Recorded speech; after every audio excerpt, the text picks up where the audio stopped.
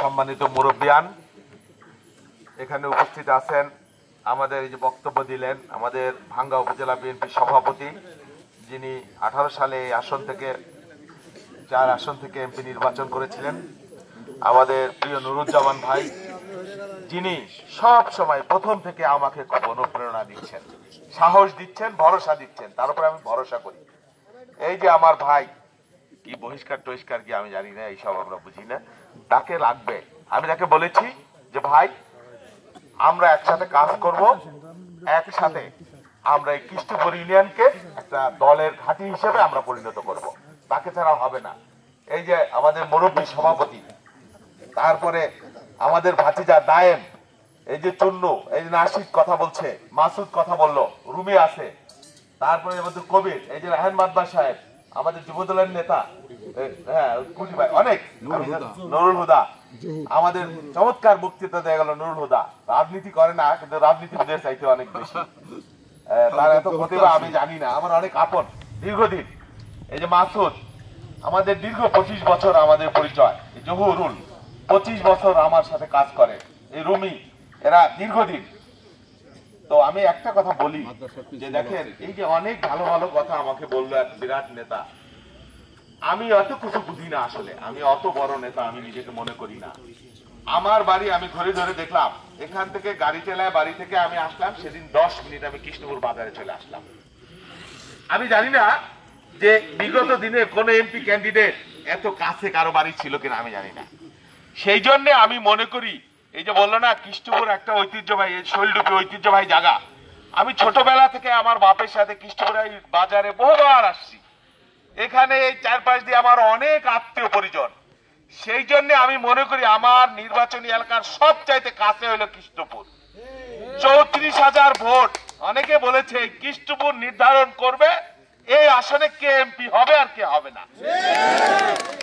আমি সর্বাগ্রে সর্বোচ্চ গুরুত্ব দিয়ে আমি নিজের ইউনিয়ন হিসেবে এই কৃষ্ণপুরকে আমি ঘোষণা করলাম এবং অন্তরে ধারণ করি। আমি ছোটবেলা থেকে রাজনীতি করি, আমি সাধারণ পরিবার, এই যে আপনাদের পাশেরই গ্রাম, এই গ্রামে আমি বড় হয়েছি, জন্মেছি। আমি কোন জমিদার রাজ পরিবার থেকে কিন্তু আসি নাই। হ্যাঁ, এটা ঠিক যে আমরা খুব অভাবী পরিবার ছিলাম তা না, কিন্তু সাধারণ একটা পরিবার, কৃষক পরিবার, আপনাদের মতোই একটা পরিবারে আমি জন্মেছি। সেখান থেকে আমি বিন্নালী স্কুলে লেখাপড়া করেছি, ম্যাট্রিক পাস করে আমি রাজেন্দ্র কলেজে পড়তাম।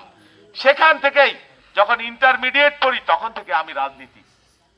জিয়াউর রহমানকে ভালোবাসতাম, কি কারণে বাসতাম, আমার পরিবারের কারণে, আমার আব্বার কারণে হোক, যে কারণে হোক।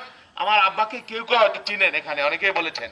রাজনীতি করি 38 বছর হলো, 1 মাস 1 দিনেরও কোনো গ্যাপ নাই। এর মধ্যে 128টা মামলা, জেল খাটছি, বারবার রক্ত ঝরাইছি, যত ঘাম ঝরাইছি, যত ঝুঁকি নিয়েছি, পলাতক গুম হয়ে যাওয়ার ভয় ছিল। আমার ডাইনে থেকে বায়ে থেকে অনেকে হারাই গেছে, আমার সহযোদ্ধারা, কেউ কেউ গুম হয়ে গেছে, তার সন্তানের দিকে আমরা তাকাতে পারি না, আর ফেরত আসে নাই। আমি জেলখানায় গিয়ে দেখেছি, ডিবি অফিসে দেখেছি, পায়ের নখ উপড়ে ফেলেছে, রক্তে ভেসে গেছে সারা রোম। এরকম অত্যাচার হয়েছে আমাদের উপরে, আমাদের সহকর্মীদের উপরে, এক বিন্দু আপোষ করি নাই। কারণ আমার নেত্রী খালেদা জিয়া, মরে যাবেন কিন্তু হাসিনাকে মানবেন না।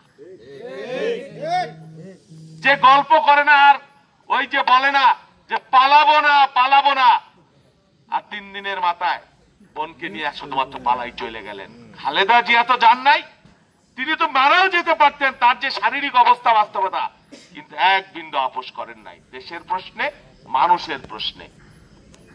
আমি বলি যে, বললাম না এত বছর রাজনীতি করি, সবাই হয়তো আমাকে চিনবেন না, আমি সারা দিন রাত 24 ঘন্টায় রাজনীতি করা মানুষ। কখনো টক শোতে আপনারা কেউ কেউ দেখেছেন, ঢাকার জনসভায় বক্তৃতা, লক্ষ লক্ষ মানুষের মধ্যে বক্তব্য দিয়েছি, বিদেশে গিয়ে বক্তব্য দিয়েছি, জেলায় বক্তব্য দিয়েছি, ঢাকা বিশ্ববিদ্যালয়ে দিয়েছি।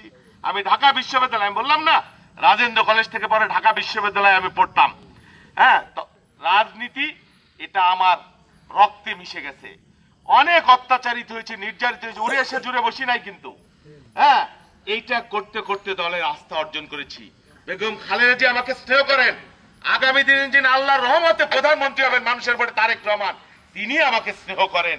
অনেক স্নেহ করেন, আস্থা করেন, বিশ্বাস করেন, ছোট ভাইয়ের মতো ভালোবাসেন। আপনাদের দোয়ায় আপনাদের ছেলে, আপনাদের ভাই, আপনাদের আত্মীয় পরিজন মনে করবেন আমি আপনাদের পাশে সব সময় থাকবো। নির্বাচিত হয়ে রাতের বেলায় ভোটে নির্বাচিত হওয়ার দরকার নাই। আমার ভোট কাইটে কেন্দ্র দখল করে আমার কোনো নির্বাচিত হওয়ার দরকার নাই, এমপি হওয়ার খাইশ নাই। আপনারা যদি আমার সাথে থাকেন, এই কৃষ্ণপুর ইউনিয়ন আপনারা যদি আমার সাথে থাকেন, আমি বিশ্বাস করি আপনারা আগামী দিনে বিজয়ী হবেন ইনশাল্লাহ। মানুষের ভোটে আমি পালায়ে যাব না, আমি হারায়ে যাব না। আমি বললাম না যে আমি গ্রামের ছেলে, আমি মাঠের মধ্যে কৃষকের সাথে ভাত খাওয়া মানুষ, আমি গাছে চড়া মানুষ, আমি রাতের বেলায় পার্টিতে বসে ভাই বোনের সাথে বড় পরিসরে আমি ভাত খাওয়া মানুষ। সেই জন্য আমার আর খায়েশ নাই। আমি আপনাদের কষ্ট জানি, আপনাদের দুঃখ জানি, আপনাদের বেদনা জানি। আপনাদেরকে রেখে আমি কখনো পালিয়ে যাব না। রবীন্দ্রনাথের একটা গান আছে যে আমি তোমারও সঙ্গে বেঁধেছি আমারও প্রাণ, তুমি জানো না সুরেরও বাঁধনে। আমি এই যে আপনাদের সাথে যে আমাকে বেঁধেছি, সুরের বাঁধনে হোক আর যাই হোক, ভাগ্যের ফেরে হোক আর যাই হোক, এই যে বাঁধন, এই বাঁধনকে আমি আমৃত্যু ধারণ করতে চাই, আজ পর্যন্ত ধারণ করতে চাই। আপনারা যে বলেছেন আপনার নেতা পান নাই, আমি বলবো আপনাদের জন্য বললাম না, আমি 24 ঘন্টা রাতে ভোর 4টা পর্যন্ত ঘুমাই, মানুষের জন্য কাজ করি, দলের জন্য কাজ করি। তবে এটা ঠিক যে সব সময় ফরিদপুর বা আপনাদের এলাকায় সময় দিতে পারি না, কারণ দলকে একটা বৃহৎ দলের সাধারণ সম্পাদক হিসেবে দায়িত্ব পালন করতে হয়। সারা দেশের নেতা কর্মীদের সুবিধা অসুবিধা, ফোন, এটা ওটা, রাতের বেলায় টকশো, মিছিল, মিটিং, অনেকগুলা ব্যাপার থাকে। এর মধ্যে নিজের পরিবার